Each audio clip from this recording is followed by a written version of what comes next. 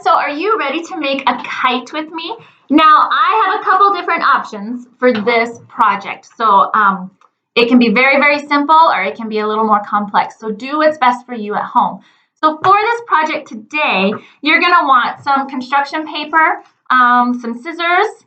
I'm using contact paper because I have it here at the school, but you could also use the press and seal kind of wrap that you put over food and things because it's sticky. Or you can do something completely different. So I'm going to do this one, and then I'll tell you what else you could do at the end. Oh, and I'm also using some tissue paper.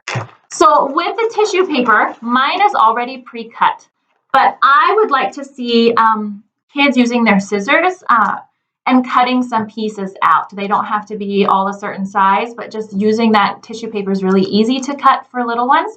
So just having them cut that into pieces. You can use whatever colors you want. I have an assortment of colors in here that I'm going to pull out. And then the hard part is going to be for the adults. You're going to want to take and make contact paper or the sticky paper into a rhombus or a kite shape. You could have your little ones cut strips of construction paper. So I just cut strips, and then use that to stick onto the contact paper and make your diamond or rhombus, and then cut that out for them. However you want to do it, it doesn't matter.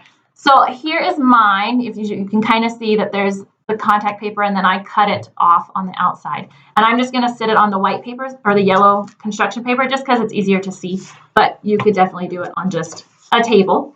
And then all you do is you take those pieces of tissue paper and you just lay them all over the sticky part.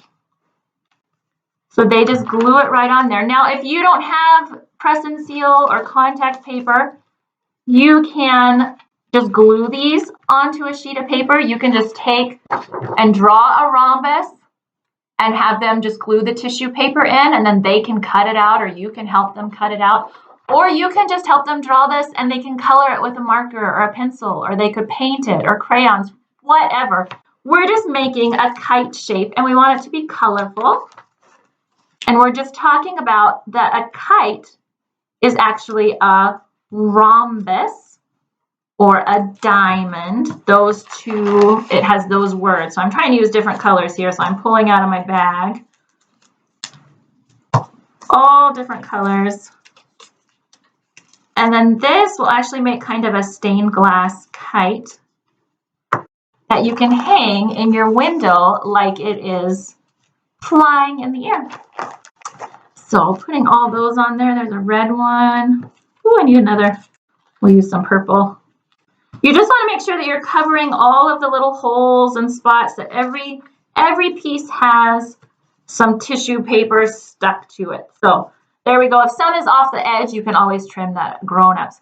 So you'll have a nice kite, and it's stained glass. Now, if you want to make a kite tail with some ribbon and other things, you can do that as well. And then this, you want to hang up in a window, and then it's kind of like stained glass art. And you have it, and it's beautiful. And it's a kite that's floating in the sky on a windy day. So there's my kite. All right, my friends, and remember again, you can always just draw and color and talk about how it's a rhombus. Okay, that's all for this project. It's a really simple one, but it does have some cutting. Any cutting that there is to do, it's nice to let those preschoolers do that today. So I'm going to have one more story and our closing song if you want to join me over at the circle time.